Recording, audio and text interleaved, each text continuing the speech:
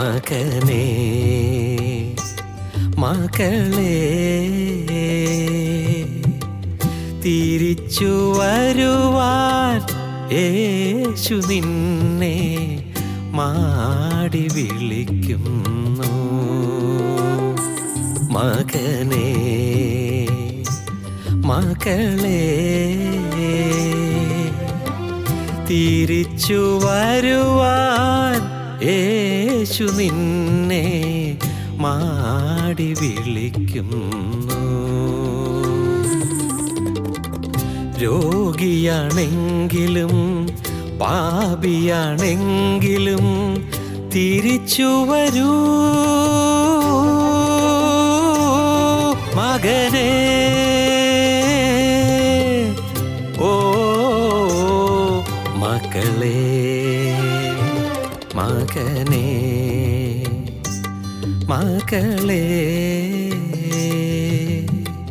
തിരിച്ചു വരുവാൻ യേശു നിന്നെ മാടി വിളിക്കുന്നു.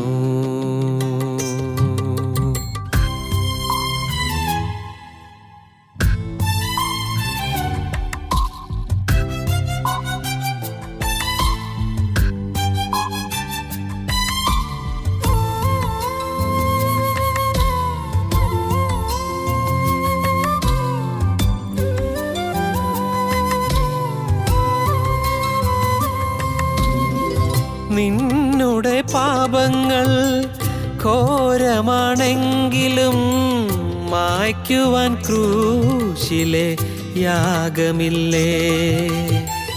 നിന്നുടെ പാപങ്ങൾ ഘോരമാണെങ്കിലും മായ്ക്കുവാൻ ക്രൂശിലെ യാഗമില്ലേ. അന്നവൻ പേറിയ ക്രൂശു നിർമ്മിച്ചത് നിന്നുടെ പാപമെന്നോർക്കുകില്ലേ.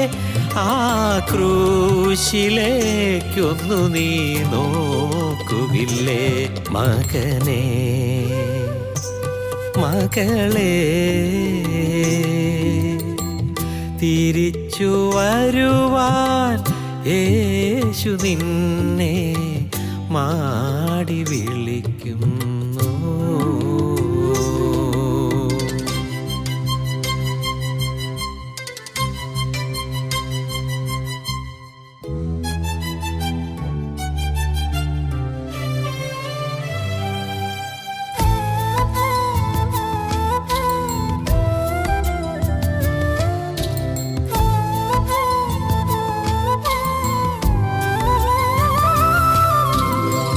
അന്നവൻ നിന്റെ പാപങ്ങൾ മായ്ക്കുവാനായി മാംസവും ചോരയും നൽകിയില്ലേ. അന്നവൻ നിന്റെ പാപങ്ങൾ മായ്ക്കുവാനായി മാംസവും ചോരയും നൽകിയില്ലേ. രൂപവും ഭാവവും നോക്കാതെ തന്നെ മാറോടു ചേർക്കുവാൻ വിളിച്ചതല്ലേ. നിന്നെ സ്വന്തമായി നേടുവാൻ വന്നതല്ലേ. മകനേ മകളേ തിരിച്ചു വരുവാൻ യേശു നിന്നെ മാടി വിളിക്കുന്നു. മകനേ മകളേ തിരിച്ചു വരുവാൻ യേശു നിന്നെ മാടി വിളിക്കുന്നു. രോഗിയാണെങ്കിലും പാപിയാണെങ്കിലും തിരിച്ചു വരൂ മകനേ.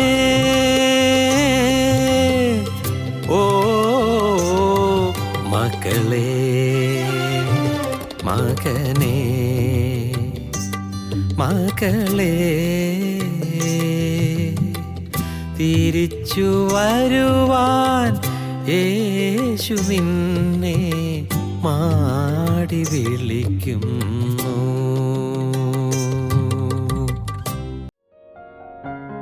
ഞങ്ങളും ക്രൂശിക്കപ്പെട്ട ക്രിസ്തുവിനെ പ്രസംഗിക്കുന്നു. ദൈവ തിരുനാമത്തിന് മഹത്വം ഉണ്ടാകട്ടെ. ഉൽപ്പത്തി പുസ്തകം 28-ാം അധ്യായം 12-ാം വാക്യം നമുക്ക് വായിക്കാം. അവനൊരു സ്വപ്നം കണ്ടു. ഇതാ, ഭൂമിയിൽ വെച്ചിരിക്കുന്ന ഒരു കോവണി, അതിൻ്റെ തല സ്വർഗത്തോളം എത്തിയിരുന്നു. ദൈവത്തിൻ്റെ ദൂതന്മാർ അതിന്മേൽ കൂടി കയറുകയും ഇറങ്ങുകയുമായിരുന്നു. അതിന്മീതെ യഹോവ നിന്ന് അരുളിച്ചെയ്തത്, ഞാൻ നിൻ്റെ പിതാവായ അബ്രഹാമിൻ്റെ ദൈവവും ഇസഹാക്കിൻ്റെ ദൈവവുമായ യഹോവയാകുന്നു. നീ കിടക്കുന്ന ഭൂമിയെ ഞാൻ നിനക്കും നിൻ്റെ സന്തതിക്കും തരും. ദൈവത്തിന് സ്തോത്രം. വേദപുസ്തകത്തിൽ അബ്രഹാമിൻ്റെ മകനായ ഇസ്ഹാക്കിൻ്റെ മകനായ യാക്കോബിനുണ്ടായതായ ദൈവീക പ്രത്യക്ഷതയെക്കുറിച്ചാണ് ഇവിടെ പറയുന്നത്. ദൈവീക പ്രത്യക്ഷത. ഇതിന് മുൻപുള്ളതായ സമയങ്ങളിൽ യാക്കോബിനുണ്ടായ അനുഭവങ്ങൾ അതെല്ലാം സെക്കൻഡ് ഹാൻഡ് നോളജാണ്. അപ്പനിൽ നിന്ന് കിട്ടിയതായ അറിവ്, അപ്പൻ്റെ അപ്പനിൽ നിന്ന് കിട്ടിയതായ അറിവ്. അബ്രഹാമിൽ നിന്ന് യാക്കോബിന് അറിവുകൾ കിട്ടിയിട്ടുണ്ട്. യാക്കോബിൻ്റെ ജീവിതത്തിൽ ബാല്യകാലം മുഴുവൻ അബ്രഹാം പിതാവിൻ്റെ കൂടെ ഉണ്ടായിരുന്നു. അബ്രഹാമിന് ശേഷം ഇസ്ഹാക്കിൽ നിന്ന് യാക്കോബിന് ദൈവത്തെക്കുറിച്ചുള്ള അറിവുകളുണ്ട്. ദൈവീക പ്രത്യക്ഷതയെക്കുറിച്ചുള്ളതായ കേട്ടുകേൾവിയുണ്ട്. പക്ഷേ യാക്കോബിന് ഒരിക്കലും സ്വന്തമായ ഒരു ദൈവീക പ്രത്യക്ഷത കിട്ടിയിട്ടില്ല. മറ്റുള്ളവരിൽ നിന്ന് കിട്ടുന്നതായ അറിവ് അത് ഒരു സെക്കൻഡ് ഹാൻഡ് നോളജാണ്. മറ്റുള്ളവരിൽ നിന്ന് ലഭിക്കുന്നതാണ്, മറ്റുള്ളവർ പറഞ്ഞു കേൾക്കുന്നതാണ്. എന്നാൽ യാക്കോബ് ഒരിക്കലും എനിക്ക് നേരിട്ട് ഇങ്ങനൊരു അനുഭവം വേണമെന്ന് ചിന്തിച്ചിട്ടില്ല. അങ്ങനെ ചിന്തിക്കാൻ തക്കവണ്ണുള്ളതായൊരു മനോഭാവമായിരുന്നില്ല യാക്കോബിനുണ്ടായിരുന്നത്. യാക്കോബിൻ്റെ മനസ്സ് പലപ്പോഴും ലോകത്തിലേക്ക് മാത്രം കേന്ദ്രീകരിച്ചുള്ളതായിരുന്നു. ഈ ലോകമായിരുന്നു യാക്കോബിൻ്റെ വിഷയം. ഈ ലോകത്തെ അനുഗ്രഹങ്ങൾ, ഈ ലോകത്തിലെ സുഖങ്ങൾ, ഈ ലോകത്തിലെ സന്തോഷങ്ങൾ, ഇങ്ങനെയെല്ലാം ഉള്ളതായ ലക്ഷ്യം ഉണ്ടായിരുന്നത് കൊണ്ട് യാക്കോബിന് ദൈവത്തിങ്കിലേക്ക് സ്വന്തമായിട്ട് നോക്കണമെന്ന് തോന്നിയില്ല. ദൈവം എനിക്ക് നേരിട്ട് പ്രത്യക്ഷനാകണമെന്ന് യാക്കോബ് ആഗ്രഹിച്ചില്ല. ദൈവത്തിൻ്റെ വ്യക്തമായ അരുളപ്പാട് എനിക്ക് നേരിട്ട് കിട്ടണമെന്ന്, എൻ്റെ അപ്പനും അപ്പൻ്റെ അപ്പനും കിട്ടിയതായ ആ അനുഗ്രഹത്തിൻ്റെ നേരിട്ടുള്ളതായ അനുഭവം എനിക്കും വേണമെന്ന് യാക്കോബിന് ആഗ്രഹിക്കാൻ തോന്നിയിട്ടില്ല. കാരണം ലക്ഷ്യം ലോകത്തിലേക്കായിരുന്നു. നമ്മിൽ പലരും അങ്ങനെയാണ്. പലരും പറഞ്ഞു നാം കേട്ടിട്ടുണ്ട്, വേദപുസ്തകം വായിച്ചെന്ന് അറിഞ്ഞിട്ടുണ്ട്, ആത്മീയമായ കാര്യങ്ങൾ നമുക്ക് ചെറിയ ഉത്സാഹം വന്നിട്ടുണ്ട്. പക്ഷേ എനിക്ക് വ്യക്തിപരമായി യേശുക്രിസ്തുവിനോടൊരു സ്നേഹബന്ധം വേണം, അതെൻ്റെ ആവശ്യമാണ്. ക്രിസ്തുവുമായി എനിക്ക് നേരിട്ടുള്ളതായൊരു സ്നേഹബന്ധം കിട്ടിയെങ്കിൽ ഈ ആത്മീയ ജീവിതം ശരിയായ ദിശയിലൂടെ നീങ്ങുകയുള്ളൂ എന്നുള്ളതായ കാഴ്ചപ്പാട് പലപ്പോഴും നമുക്ക് കിട്ടിയിട്ടില്ല. സഹോദരങ്ങളെ, യാക്കോബിന് കിട്ടിയത് മറ്റുള്ളവരിൽ നിന്ന് കിട്ടിയതായ ചില അറിവുകളാണ്. തീർച്ചയായും അബ്രഹാം പിതാവിൻ്റെ മടിയിൽ കൊച്ചുകുട്ടിയായ യാക്കോബ് ഇരുന്നപ്പോൾ അബ്രഹാം പിതാവ് എന്തെല്ലാം പറഞ്ഞു കാണും? ഞാൻ ചിലപ്പോഴെല്ലാം ഭാവനയിൽ ഇങ്ങനെ ചിന്തിക്കും, എന്തെല്ലാം അബ്രഹാം പിതാവ് പറഞ്ഞു കാണും. മോനെ, നിൻ്റെ അപ്പനായ ഇസ്ഹാക്കുണ്ടല്ലോ, ഇന്ന് നല്ല പ്രായമായി. പക്ഷേ നിൻ്റെ അപ്പനായ ഇസ്ഹാക്ക് ചെറുപ്രായത്തിൽ, ബാല്യപ്രായത്തിൽ നിൻ്റെ അപ്പനായ ഇസ്ഹാക്ക് അന്ന് എന്നെ അനുസരിച്ച ഒരു വലിയ സംഭവം ഉണ്ടായി. ഞാൻ പറഞ്ഞത് കേട്ട് അവൻ കൈകൾ നീട്ടിത്തന്ന ഒരു സമയമുണ്ടായി. ഞാൻ പറഞ്ഞു, നിന്നെ യാഗം കഴിക്കാനാണ് ഈ മോറിയാമലയിലേക്ക് കൊണ്ടുവന്നത് എന്ന്. അത് കേട്ട് ഒരു മടിയും കൂടാതെ നിൻ്റെ അപ്പനായ ഇസ്ഹാക്ക് അന്ന് എൻ്റെ നേരെ കൈ നീട്ടിത്തന്നു. ആ കൈകൾ ഞാൻ കൂട്ടിക്കെട്ടി, കാലുകളും കൂട്ടിക്കെട്ടി. അതിനു മുൻപ് മനുഷ്യനെ അങ്ങനെ യാഗമർപ്പിക്കുന്നത് ഞാൻ കണ്ടിട്ടില്ല, എൻ്റെ മകൻ ഇസ്ഹാക്ക് കണ്ടിട്ടില്ല, കേട്ടിട്ടില്ല. ആദ്യമായിട്ടൊരു മനുഷ്യനെ യാഗം കഴിക്കാൻ ദൈവം പറഞ്ഞു. അത് ഒരു അത്ഭുതമായിരുന്നു. അതൊരു വളരെ വലിയ പരിഭ്രാന്തിക്ക് കാരണമായിരുന്നു. പക്ഷേ ആ പരിഭ്രാന്തിയൊന്നും അവൻ്റെ മുഖത്ത് കണ്ടില്ല, ഒരു ചാഞ്ചല്യവും വന്നില്ല. ദൈവം എങ്ങനെയാണ് കൽപ്പിച്ചത് എന്ന് പറഞ്ഞപ്പോൾ പൂർണ്ണ അനുസരണത്തോടെ അവൻ എൻ്റെ നേരെ കൈ നീട്ടി തന്നു. ഞാൻ കൈകൾ രണ്ടും കൂട്ടിക്കെട്ടി. അവനെ ഞാൻ യാഗപീഠത്തിന് മീതെ വിറകിൻ മീതെ കിടത്തി. യാക്കോബ് ഇതെല്ലാം കേട്ട് അതിശയത്തോടെ കേട്ടുകൊണ്ടിരിക്കുന്നുണ്ട്, എല്ലാം ശ്രദ്ധിക്കുന്നുണ്ട്. യാക്കോബിനൊന്നും മനസ്സിലാകുന്നില്ല. എന്താണ് എൻ്റെ അപ്പനെ യാഗം കഴിക്കാൻ കൊണ്ടുപോയി എന്ന് പറയുന്നത്, അപ്പനെ വെട്ടി കൊല്ലാൻ പോകുമെന്ന് പറയുന്നത്, അപ്പനെ യാഗം കഴിച്ച് വിറകിൽ തീ കൊടുത്ത് അപ്പനെ ദഹിപ്പിക്കുക എന്ന് പറയുന്നത്, ഇതൊന്നും യാക്കോബിന് മനസ്സിലാകുന്ന കാര്യങ്ങളല്ല. ഏതോ ഒരു സ്വപ്നലോകത്തിരുന്ന് കേൾക്കുന്നത് പോലെ യാക്കോബ് ഇതെല്ലാം ഒന്ന് കേട്ടത്, അതെല്ലാം സ്വന്തമായൊരു അനുഭവമായി മനസ്സിലാക്കാൻ സാധിക്കാതിരുന്നത്, സ്വന്തം ജീവിതത്തിൽ എന്താണ് ഈ യാഗമെന്ന് പറയുന്നത് എന്ന് മനസ്സിലാക്കാതിരുന്നതായ കാര്യങ്ങൾ, ഇതെല്ലാം യാക്കോബിൻ്റെ മനസ്സിലങ്ങനെ തങ്ങി തങ്ങി നിൽക്കുകയാണ്.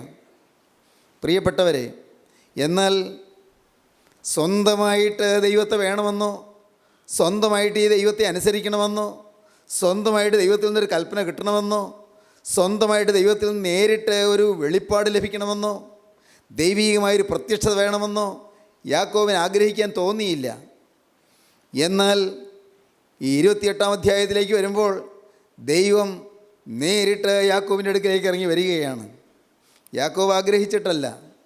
പാട്ടുകാരൻ പാടും, തേടിയതല്ല ഞാൻ നിന്നെ, ക്രൂസിന് സ്നേഹം തേടി ഈ പാപിയാം എന്നെ.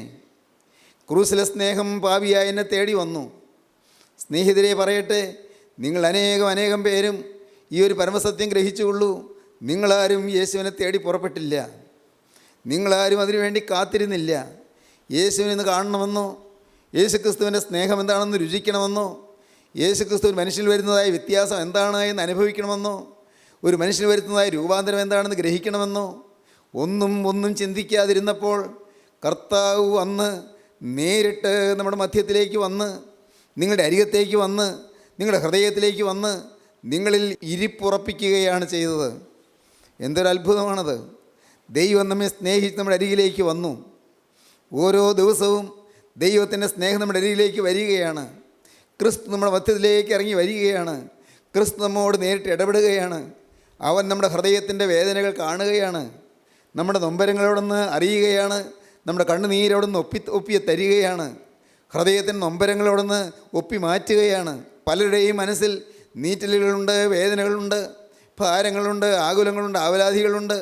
ഇതെല്ലാം കർത്താവ് കണ്ടിട്ട് അവിടുന്ന് സ്നേഹത്തോടെ വന്ന് നമ്മുടെ ഹൃദയത്തിൽ അധിവസിക്കുകയാണ്. തേടിയതല്ല ഞാൻ നിന്നെ, ക്രൂസിൻ സ്നേഹം തേടി ഈ പാപിയാം എന്നെ. നമുക്കൊരിച്ചൊന്ന് പാടാം. തേടിയതല്ല ഞാൻ നിന്നെ, ക്രൂസിൻ സ്നേഹം തേടി പാപിയാം എന്നെ. തേടിയതല്ല ഞാൻ നിന്നെ, ക്രൂസിൻ സ്നേഹം നേടി പാപിയാം എന്നെ. ഓടുന്നു ലാക്കിലേക്കു പാടുകൾ ഏറ്റു ഞാൻ, ഓടുന്നു ലാക്കിലേക്കു പാടുകൾ ഏറ്റു ഞാൻ. മാറുവാനാവതല്ലിനി, ആമേൻ, മാറുവാനാവതല്ലിനി. ലോകത്തിലേകയാശ്രയം എന്നേശു മാത്രം, ശോകങ്ങൾ ഏറി വന്നാലും. ലോകത്തിലേകയാശ്രയം എന്നേശു മാത്രം, ശോകങ്ങൾ ഏറി വന്നാലും. ദൈവത്തിന് സ്തോത്രം. ജീവനുള്ള ദൈവം നമുക്ക് പ്രത്യക്ഷനാകുന്നു. ദൈവം നേരിട്ട് നമുക്ക് അനുഭവങ്ങൾ തരുന്നു. ദൈവം നേരിട്ട് ഒരു പാവപ്പെട്ട മനുഷ്യനോട് സംസാരിക്കുന്നു. അബ്രഹാമിനോട് ദൈവം സംസാരിച്ചു. അബ്രഹാമിനോട് ദൈവം നേരിട്ട് ഇടപെട്ടു. പ്രിയപ്പെട്ടവരെ, ഈ വെറും നിസ്സാരനായ ഒരു മനുഷ്യനോട്, ഭൗമികനായ മനുഷ്യനോട്, ലൗകികനായ മനുഷ്യനോട്, ലോകമേ ശരണമെന്ന് കരുതുന്ന മനുഷ്യനോട്, ജീവിതത്തിലെ ആകുലങ്ങളും ആവലാദികളുമായി തട്ടിമുട്ടി വലയുന്ന മനുഷ്യനോട്, പ്രാരബ്ധങ്ങളും ക്ലേശങ്ങളുമായി അഴലുന്ന മനുഷ്യനോട് നിത്യനായ ദൈവം ഇറങ്ങി വന്ന് സംസാരിക്കുക. മഹാത്ഭുതം. യാക്കോബിൻ്റെ അരികിലേക്ക് ദൈവം ഇറങ്ങി വന്നു. അതിന് മുഖാന്തരമായത് ഒരു വലിയ യാതനയാണ്, ഒരു വലിയ കഷ്ടതയാണ്. യാക്കോബ് നിരാശനായി ഓടുകയായിരുന്നു.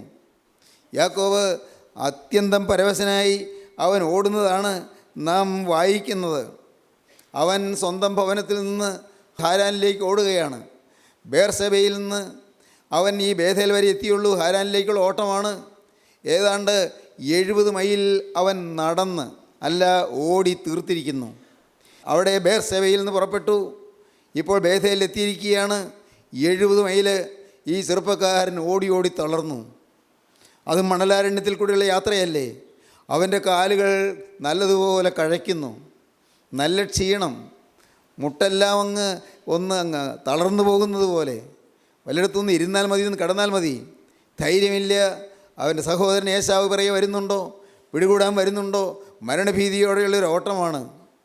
യാക്കോബ് അങ്ങനെ പോകുമ്പോൾ അവൻ്റെ ഹൃദയം നിറയെ നിരാശയാണ്. ഇനി ഞാൻ എന്നാണ് വീട്ടിലേക്ക് വരിക? എൻ്റെ അപ്പനെ ഞാൻ ഇനി കാണുമോ? എൻ്റെ അമ്മയെ ഇനി കാണുമോ? എൻ്റെ ഭാവി എന്താണ്? ഞാൻ പോകുന്ന സ്ഥലം ഞാൻ കണ്ടിട്ടുള്ള സ്ഥലമല്ല. പണ്ട് എൻ്റെ അമ്മ ജനിച്ച് വളർന്ന സ്ഥലമാണ്, പക്ഷേ ആ സ്ഥലം ഞാൻ കണ്ടിട്ടില്ല. അവിടെ എന്തെല്ലാമാണോ അനുഭവങ്ങൾ വരാൻ പോകുന്നത്, അവിടെയുള്ള ആളുകൾ എങ്ങനെയാണ്, എൻ്റെ അമ്മാവൻ എങ്ങനെയുള്ള മനുഷ്യനാണ്, ഒന്നും അറിഞ്ഞുകൂടാ. യാക്കോബ് തീർത്തും അവശനിലയിലാണ് ഇപ്പോൾ ഓടുന്നത്. ദൈവത്തിന് സ്തോത്രം. തീരെ വയ്യാതായി, ഓടി ഓടി തളർന്നു. വയ്യാതായി അവൻ ഒരിടത്ത് ചെന്ന് അവിടെ അങ്ങ് ഇരുന്നു പോയി. ഒരു കല്ലിന്മേൽ ചാരി അങ്ങ് ഇരുന്നു. ആ കല്ല് തലയണിയാക്കിക്കൊണ്ട് അവൻ അവിടെ കിടന്നു. പ്രിയപ്പെട്ടവരെ, ഓടി ഓടി തളർന്നവർ, ഇന്ന് ഈ വാക്കുകളെ കേൾക്കുന്ന നിങ്ങളിൽ ചിലർ ഓടി ഓടി തളർന്നവരാണ്. നിരാശയുടെ ഓട്ടമോടിയവരുടെ ഇരിക്കുന്നുണ്ട്, ആകുലതയുടെ ഓട്ടമോടിയവരുടെ ഇരിക്കുന്നുണ്ട്, രോഗത്തിൻ്റെ ക്ലേശത്തിൻ്റെ ഓട്ടമോടിയവരോട് ഇരിക്കുന്നുണ്ട്. 10 പൈസ കയ്യിലെടുക്കാൻ വകയില്ലാതെ, സ്വന്തമായി വരുമാന മാർഗമില്ലാതെ മനസ്സ് ഓടി തളർന്നവരോട് ഇരിക്കുന്നുണ്ട്. കടത്തിൽ മുങ്ങി വലഞ്ഞ് എങ്ങനെ അടുത്ത ദിവസം ഞാൻ നേരിടേണ്ടുവെന്ന് അറിയാതെ മനസ്സ് നൊന്തിരിക്കുന്നവർ ഇവിടെ ഈ വാക്കുകളെ കേൾക്കുന്നുണ്ട്. സഹോദരങ്ങളെ, ജീവിതത്തിലെ ക്ലേശങ്ങളിൽ, ജീവിതത്തിലെ പ്രാരബ്ധങ്ങളിൽ, ജീവിതത്തിലെ ആകുലതകളിൽ മനസ്സ് നൊന്ത് വിങ്ങി വിങ്ങി കഴിഞ്ഞവർ, ദൈവത്തിന് സ്തോത്രം, ഓടി ഓടി തളർന്നവർ. എന്നുണ്ട് ഒരു വിശ്രമം? എന്തെങ്കിലും വിശ്രമം കിട്ടിയിട്ടുണ്ടോ? എന്തെങ്കിലും ഒരു സമാധാനം കിട്ടിയിട്ടുണ്ടോ? ജനിച്ച അന്ന് മുതൽ അല്ല, ഓർമ്മ വെച്ച കാലം മുതൽ എന്നും ദുരിതത്തിൻ്റെ മേൽ ദുരിതം. ദൈവത്തിന് സ്തോത്രം. ഏങ്ങലടികളും നെടുവീർപ്പുകളും മാത്രം. എന്നാൽ നിങ്ങോട്ട് പറയട്ടെ, ദൈവത്തിന് സ്തോത്രം, ഓടി ഓടി തളരുമ്പോഴും നിങ്ങളുടെ മേൽ ദൃഷ്ടി വയ്ക്കുന്ന ഒരു നിത്യനായ ദൈവമുണ്ട്. നീ ഓടി ഓടി തളർന്നു സ്നേഹിത, നിൻ്റെ ജീവിതത്തിൽ നീ വലഞ്ഞുപോയി, പക്ഷേ നിന്നെ കാണുന്ന ഒരു ദൈവമുണ്ട്, നിന്നെ അറിയുന്ന ഒരു ദൈവമുണ്ട്, നിന്നെ സ്നേഹിക്കുന്ന ഒരു ദൈവമുണ്ട്. ആ ദൈവം നിന്നെക്കുറിച്ച് ഏറ്റവും നല്ലത് മുൻ കരുതുകയാണ്. നീ ആ ദൈവത്തെ ഓർത്തില്ല, ആ ദൈവം നിന്നെ കരുതുന്നുണ്ടെന്ന് നീ അറിഞ്ഞില്ല. നിൻ്റെ കാര്യം നോക്കാൻ നിനക്കൊരപ്പനുണ്ടെന്ന് നീ അറിഞ്ഞില്ല. നീ ജീവിതത്തിൽ പലതും നഷ്ടപ്പെട്ട് ഓടുകയാണ്. നിനക്ക് സ്വന്തമായിട്ടുണ്ടായിരുന്നത് എല്ലാം വിട്ട് നീ ഓടുകയാണ്. എന്നാൽ നിന്നെ കാണുന്ന, നിന്നെ കരുതുന്ന, നിന്നെ സ്നേഹിക്കുന്ന, നിനക്ക് വേണ്ടി എല്ലാം ഒരുക്കി വെച്ചിരിക്കുന്ന ഒരു നല്ല പിതാവുണ്ട്, നല്ല ദൈവമുണ്ട്, ഒരു നല്ല രക്ഷകനുണ്ട്, ഒരു നല്ല ജീവദാതാവുണ്ട്. ആ ജീവനുള്ള ദൈവം യാക്കോബിനെ പിൻപറ്റുകയായിരുന്നു. യാക്കോബ് അവിടെ ചെന്നു, തളർന്നു, കല്ല് ഒരു തലയണിയാക്കി വെച്ചു. ഞാൻ ആ തലയണയ്ക്ക് ഇംഗ്ലീഷിൽ പറയുന്ന വാക്കെന്ന് പറഞ്ഞോട്ടെ, പില്ലോ എന്ന്. ആ പില്ലോ ഒരു പില്ലറായി മാറി. ഹല്ലേലൂയ, ദൈവത്തിന് സ്തോത്രം. Pillow change to be a pillar. ദൈവത്തിന് സ്തോത്രം. തലയണ തൂണായി മാറി. സ്വർഗത്തിലെ ദൈവം ചിലതെല്ലാം നിങ്ങളുടെ ജീവിതത്തിൽ ചെയ്യും. ഇന്ന് നിങ്ങൾ തലയണയായി വെച്ചിരിക്കുന്ന കല്ലുണ്ടല്ലോ, അത് നിങ്ങളുടെ ജീവിതത്തിലെ നെടുതൂണായി മാറാൻ പോവുകയാണ്. അത് നിങ്ങളുടെ ജീവിതത്തിലെ യാഗപീഠമായി മാറാൻ പോവുകയാണ്. അത് നിങ്ങളുടെ ജീവിതത്തിൻ്റെ ആരാധനാ കേന്ദ്രമായി മാറാൻ പോവുകയാണ്. നിങ്ങളുടെ യാഗത്തിൻ്റെ വേദിയായി മാറാൻ പോവുകയാണ്. നിങ്ങൾക്ക് മനസ്സിലായില്ല? സഹോദരങ്ങളെ, മനസ്സിലാക്കി തരാം. ദൈവത്തിന് സ്തോത്രം. ഇന്ന് നിങ്ങൾ തളർന്നിരിക്കുന്നു, ഇന്ന് നിങ്ങൾ അവശരായിരിക്കുന്നു, ഇന്ന് പല പല പ്രശ്നങ്ങളിൽപ്പെട്ട് നിങ്ങളുടെ മനസ്സ് ഉഴന്നിരിക്കുന്നു. ദൈവത്തിന് സ്തോത്രം. എന്നാൽ നിങ്ങൾ നിവർന്ന് തൂണ് നാട്ടുന്ന ദിവസം അടുത്തു വരുന്നു. നല്ലൊരു ശുഭകാലം അടുത്തു വരുന്നു. ഈ ജീവിതത്തിൻ്റെ ഇന്നത്തെ ഈ കല്ലുകൾ അതെല്ലാം തൂണായി മാറും. ദൈവത്തിന് സ്തോത്രം. നിൻ്റെ ആരാധനയുടെ കേന്ദ്രമായി മാറും. നിൻ്റെ ജീവിതത്തിൽ ആരാധന തുടങ്ങും. നിൻ്റെ ജീവിതത്തിൽ യാഗമർപ്പിക്കാൻ ഇടയാകും. നിന്നെയും നിനക്കുള്ളതിനെയും യാഗമർപ്പിക്കുന്ന ഒരു മഹാത്ഭുതത്തിലേക്ക് അത് നീങ്ങും. അത്യത്ഭുതകരമായൊരു സംഭവം നിൻ്റെ ജീവിതത്തിൽ നടക്കും. നിൻ്റെ ജീവിതത്തിൽ ദൈവിക പ്രത്യക്ഷത നിനക്ക് ലഭിക്കും. ദൈവം നിന്നോട് നേരിട്ട് ഇടപെടും. എൻ്റെ കർത്താവിന് സ്തോത്രം. കല്ല് തലയണിയായി വെച്ച് അവിടെ കിടന്ന് ഉറങ്ങിപ്പോയി. പാവം, ക്ഷീണിതനല്ലേ, വിശപ്പും ദാഹവും നല്ലതുപോലെ, നല്ല തളർച്ച, അങ്ങ് ഉറങ്ങിപ്പോയി. ഉറക്കത്തിൽ ഇതാ ഒരു സ്വപ്നം കണ്ടു. നമുക്ക് വായിക്കാം 12-ാം വാക്യം മുതൽ. അവനൊരു സ്വപ്നം കണ്ടു. ഇതാ ഭൂമിയിൽ വെച്ചിരിക്കുന്ന ഒരു കോവണി, അതിൻ്റെ തല സ്വർഗത്തോളം എത്തിയിരുന്നു. ദൈവത്തിൻ്റെ ദൂതന്മാർ അതിന്മേൽ കൂടി കയറുകയും ഇറങ്ങുകയുമായിരുന്നു. ദൈവത്തിന് സ്തോത്രം. ഒരു ഗോവണി ഭൂമിയിൽ വെച്ചിരിക്കുന്നു, പക്ഷേ അതിൻ്റെ തല സ്വർഗത്തോളം എത്തുന്നു. ദൈവത്തിന് സ്തോത്രം. സ്വർഗത്തോളം എത്തുന്ന ഒരു ഗോവണി. ഇതെന്തൊരു ദർശനമാണിത്, ഇതെന്തൊരു സ്വപ്നമാണ് എൻ്റെ പ്രിയപ്പെട്ടവരെ. മനുഷ്യന് മനസ്സിലാവുകയില്ല ഇതേതാണ് ഈ സ്വപ്നം. ദൈവത്തിന് സ്തോത്രം. നിരാശനായിരിക്കുന്നവൻ്റെ അരികിൽ കർത്താവായ യേശുക്രിസ്തു പ്രത്യക്ഷപ്പെടുകയാണ്, ഗോവണിയായി പ്രത്യക്ഷപ്പെടുകയാണ്. യേശുക്രിസ്തു ഒരു ഗോവണിയായി ഇറങ്ങി വരികയാണ്. ദൈവത്തിൻ്റെ വലിയ നാമം മഹത്വപ്പെടട്ടെ. ആർക്ക് നിരാശയുണ്ട്, ആർക്ക് വേദനയുണ്ട്, ആർക്ക് സങ്കടമുണ്ട്, ആർക്ക് ആവലാതിയുണ്ട്, ആർക്ക് മനപീഡകൾ വർദ്ധിച്ചിരിക്കുന്നു, ആർക്ക് ജീവിത യാതനകൾ കൊടുമ്പിരിക്കൊണ്ടിരിക്കുന്നു, സ്നേഹിതരെ, യേശുക്രിസ്തു നിങ്ങളുടെ അരികിലേക്ക് ഇറങ്ങി വരും. ഗോവണിയായി ഇറങ്ങി വരുന്നു. ഭൂമിയിൽ തൊട്ടിരിക്കുന്നു, എന്നാൽ മുകളിൽ പിടിച്ചിരിക്കുന്നു. ദൈവത്തിന് സ്തോത്രം. ഭൂമിയിൽ നിന്ന് മുകളിലേക്കുള്ളൊരു ഗോവണി മനുഷ്യജാതിക്ക് എക്കാലത്തും ഈ ഭൗമികമായ തലത്തിൽ നിന്ന് ഉയർന്ന് സ്വർഗീയ ഉന്നതകളിലേക്ക് കയറാനുള്ള ഗോവണിയാണ് കർത്താവായ യേശുക്രിസ്തു. ദൈവത്തിന് സ്തോത്രം. ഈ ഗോവണിയിൽ കൂടി ആരെല്ലാം കയറി? എത്രയോ വീരന്മാർ കയറിപ്പോയി, എത്രയോ മഹത്തുക്കൾ കയറിപ്പോയി, എത്രയോ ബലശാലികൾ കയറിപ്പോയി, എത്രയോ ഭരണകർത്താക്കൾ കയറിപ്പോയി, എത്രയോ ശാസ്ത്രജ്ഞന്മാർ കയറിപ്പോയി, എത്രയോ ചരിത്രകാരന്മാർ കയറിപ്പോയി. ഈ ഗോവണിയിൽ കൂടി എത്രയോ തത്വചിന്തകന്മാർ കയറിപ്പോയി, എത്രയോ ബുദ്ധിജീവികൾ കയറിപ്പോയി, എട്ടും പൊട്ടും തിരിയാത്ത മുക്കുവ തൊഴിലാളികൾ കയറിപ്പോയി.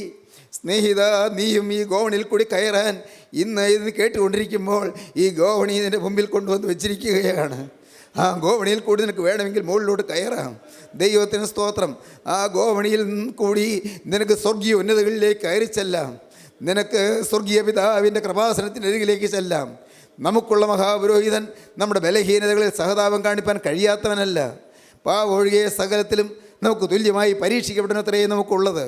അതുകൊണ്ട് കരുണ ലഭിപ്പാനും തൽസമയത്ത് സഹായത്തിലുള്ള കൃപ പ്രാപിപ്പാനുമായി നാം ധൈര്യത്തോടെ കൃപാസനത്തിനടുത്ത് ചെല്ലുക. ധൈര്യത്തോടെ കൃപാസനത്തിനടുത്തേക്ക് ചെല്ലാം. ഏത് പാപിക്കും കടന്നിയെല്ലാം, ഏത് കൊടുനിഷ്ഠൂര പാതകിക്കും കടന്നിയെല്ലാം, ഏത് ക്രൂരഹൃദയനും കടന്നിയെല്ലാം, ജീവിതം താറുമാറാക്കിയവനും കടന്നിയെല്ലാം, എല്ലാം കളഞ്ഞു കുളിച്ചവനും കയറി ചെല്ലാം. ദൈവത്തിന് സ്തോത്രം. ആർക്കും കയറാവുന്നൊരു ഗോവണീത ഭൂമിയിൽ തൊട്ടിരിക്കുന്നു. ഈ ഭൂമിയിലുള്ള ആർക്കും കയറി ചെല്ലാം. ദൈവത്തിന് സ്തോത്രം. അത് ഇന്ന ജാതിയിലുള്ളവനെ കയറാവൂ എന്നില്ല, ഇന്ന മതത്തിൽപ്പെട്ടവനെ അതിൽ കയറാവൂ എന്നില്ല, ഇന്ന സഭയിൽപ്പെട്ടവനെ അതിൽ കയറാവൂ എന്നില്ല, ഇന്നിടത്തുള്ളവനെ കയറാവൂ എന്നില്ല, ഇന്ന വിദ്യാഭ്യാസമുള്ളവനെ കയറാവൂ എന്നില്ല. ആ യാതൊരാൾക്കും കയറാവുന്ന ഒരു സ്വർഗീയ ഗോവണീത ഭൂമിയിൽ തൊട്ടിരിക്കുന്നു. ദൈവത്തിന് സ്തോത്രം. 2000-ലേറെ വർഷം മുൻപ് ആ ഗോവണി അക്ഷരികമായി ഭൂമിയിൽ അവതാരം ചെയ്തു. ദൈവത്തിന് സ്തോത്രം. ദൈവത്തിൻ്റെ വലിയ നാമം മഹത്വപ്പെടട്ടെ. എന്നാൽ ലോകാരംഭത്തിന് മുമ്പേ ഈ ഗോവണി സ്ഥാപിക്കപ്പെട്ടതാണ്. ലോകാരംഭത്തിന് മുമ്പേ ഈ കുഞ്ഞാട് അറുക്കപ്പെട്ടതാണ്. ദൈവത്തിന് സ്തോത്രം. ലോകാരംഭത്തിന് മുമ്പേ കൊള്ളറുക്കപ്പെട്ട ദൈവ കുഞ്ഞാടാണവൻ. പ്രിയപ്പെട്ടവരെ, അവൻ ദാവീദിൻ്റെ വേരാണ്, അവൻ ദാവീദിൻ്റെ വംശമാണ്, അവൻ ശുഭ്രമായ ഉദയ നക്ഷത്രമാണ്, അവൻ ആദിയില്ലാത്ത ആദിയാണ്, അവൻ അന്തമില്ലാത്ത അന്തമാണ്, അവൻ അനാദ്യന്തനാണ്. ഹല്ലേലൂയ. ദൈവത്തിന് സ്തോത്രം.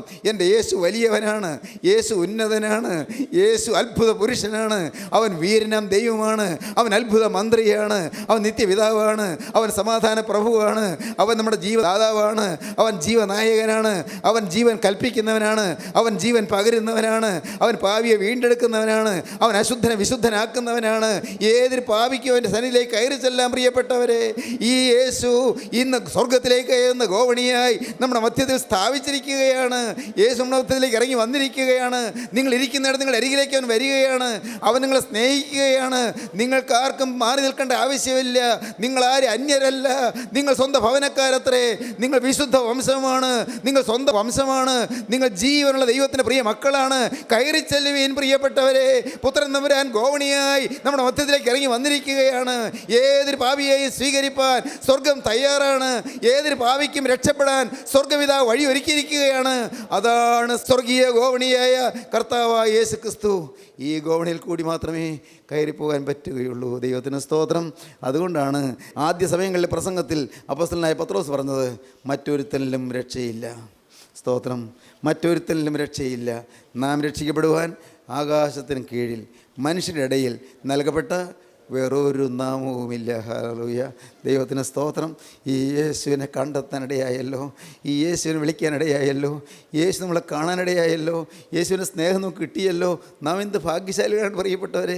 നമുക്ക് ഈ ദൈവത്തിൻ്റെ വചനമല്ലേ കിട്ടുന്നത്, യേശുവിൻ്റെ വചനമല്ലേ നമ്മുടെ മധ്യത്തിലേക്ക് പൊഴിയുന്നത്, സ്വർഗത്തിൻ്റെ തേന്മഴയല്ലേ പോയി പൊഴിയുന്നത്, സ്വർഗത്തിൻ്റെ വിശിഷ്ട ഭുജങ്ങളല്ലേ, വിശിഷ്ട ഫലങ്ങളല്ലേ നമുക്ക് കിട്ടുന്നത്. ദൈവത്തിന് സ്തോത്രം. ഈ സ്വർഗീയ ഭോജനം ഭക്ഷിച്ച് നമുക്ക് ആനന്ദ വിവശരാകാം, നമുക്ക് നമ്മെ തന്നെ മറക്കാം, അവൻ്റെ കരങ്ങളിലേക്ക് നമ്മെ ഏൽപ്പിക്കാം, അവനോട് വാക്ക് പറയാം. എൻ്റെ കർത്താവേ, എന്നെ തേടി വന്ന സ്വർഗീയ ഗോവണിയെ, എനിക്ക് വേണ്ടി നീ ക്രൂസിൽ മരിച്ചത് ഞാൻ അറിയുന്നു, എനിക്ക് വേണ്ടി തിരുരക്തം ചിന്തിയത് ഞാൻ വിശ്വസിക്കുന്നു, എൻ്റെ പാപം നീ വഹിച്ചു ഞാൻ വിശ്വസിക്കുന്നു, എൻ്റെ ഭാരങ്ങൾ നീ ചുമന്ന് ഞാൻ വിശ്വസിക്കുന്നു, എൻ്റെ ഭാര ചുമടെല്ലാം ചുമക്കാനാണ് നീ കുരിശ് പേറിയതെന്ന് ഞാൻ വിശ്വസിക്കുന്നു, എൻ്റെ ആകുല ഭാരങ്ങളെല്ലാം ചുമക്കാനാണ് നീ കുരിശും വഹിച്ചുകൊണ്ട് ഗോകുൽത്തായിലേക്ക് നടന്നതെന്ന് ഞാൻ വിശ്വസിക്കുന്നു. രക്ഷക, നിൻ്റെ സന്നിധിയിലേക്ക് ഇപ്പോൾ ഞാനിതാ വരുന്നു, നിൻ്റെ പാദപീഠത്തിൽ ഞാനിതാ വീഴുന്നു, നിൻ്റെ പാദം ഞാൻ ചുംബിക്കുന്നു, എനിക്ക് വേണ്ടി ആണിയടിച്ച് തകർന്നതായ ആ തൃപ്പാദം ഞാനിതാ മൊത്തുന്നു, ആ പാദം ഞാൻ കെട്ടിപ്പിടിക്കുന്നു. യേശുവേ, നിൻ്റെ തിരുരക്തത്തിൽ ഞാൻ ആശ്രയിക്കുന്നു. ആ തിരുരക്തത്താൽ എന്നെ കഴുകണമേ, എന്നെ മുഴുവനായി കഴുകണമേ. ആ തിരുരക്തത്താൽ ദൂരസ്ഥനായ എന്നെ സമീപസ്ഥനാക്കി മാറ്റണമേ. യേശുവേ, ജീവനുള്ള പിതാവിനോട് അകന്നുപോയവനായ എന്നെ സ്വർഗീയ പിതാവിനോട് എന്നെ അടുപ്പിക്കുവാനായി സ്വർഗീയ പിതാവിൻ്റെ സ്വർഗീയ സന്നിധാനത്തിൽ നിന്ന് ഇറങ്ങി വന്ന ജീവനുള്ള പുത്രൻ തമ്പുരാനെ, എന്നെ നീ സ്വീകരിക്കണമേ, എൻ്റെ മേൽ നിന്റെ തൃക്കരം വെക്കണമേ, എന്നെ നീ കഴുകണമേ. നിങ്ങൾ പ്രാർത്ഥിക്കൂ, അവൻ്റെ കരങ്ങളിലേക്ക് നിങ്ങൾ ഏൽപ്പിക്കൂ, അവനോട് നിങ്ങൾ വാക്ക് പറയൂ. യേശുവേ, ഇന്നു മുതൽ ഞാൻ നിൻ്റെ വക. എൻ്റെ യേശുവേ, ഇന്നു മുതൽ ഞാൻ നിൻ്റെ വക. യേശുവേ, ഇന്നു മുതൽ ഞാൻ നിൻ്റെ വക. നമുക്ക് പ്രാർത്ഥിക്കാം. സ്നേഹവാനായ സ്വർഗീയ പിതാവേ, ഈ മഹത്വപൂർണ്ണമായ സുദിനത്തിനായി ഞങ്ങൾ നിന്നെ സ്തുതിക്കുന്നു, തിരുവചനങ്ങൾക്കായി ഞങ്ങൾ നിന്നെ സ്തോത്രം ചെയ്യുന്നു. എൻ്റെ കർത്താവേ, നിൻ്റെ സ്നേഹം കാണാൻ ഞങ്ങളുടെ കണ്ണുകളെ തുറക്കുന്നതിനായി സ്തോത്രം. കർത്താവേ, നിൻ്റെ സ്നേഹം തിരിച്ചറിയാൻ ഞങ്ങളുടെ ഹൃദയങ്ങളെ തുറക്കുന്നതിനായി സ്തോത്രം. എൻ്റെ യേശുവേ, നിൻ്റെ വാത്സല്യം വർണ്ണിപ്പാൻ ഞങ്ങളുടെ ബുദ്ധിയെ തുറക്കുന്നതിനായി സ്തോത്രം. എല്ലാവരെയും അനുഗ്രഹിക്കണമേ, എല്ലാവരെയും ശുദ്ധീകരിക്കണമേ, എല്ലാവരെയും വിശുദ്ധീകരിക്കണമേ, എല്ലാവരെയും തൃക്കരം വെച്ച് ആശീർവദിക്കണമേ, എല്ലാ നന്മകളാൽ നിറയ്ക്കണമേ. യേശുനാഥൻ്റെ സ്നേഹം നിറഞ്ഞ നാമത്തിൽ തന്നെ. ആമീൻ. ഹല്ലേലൂയ.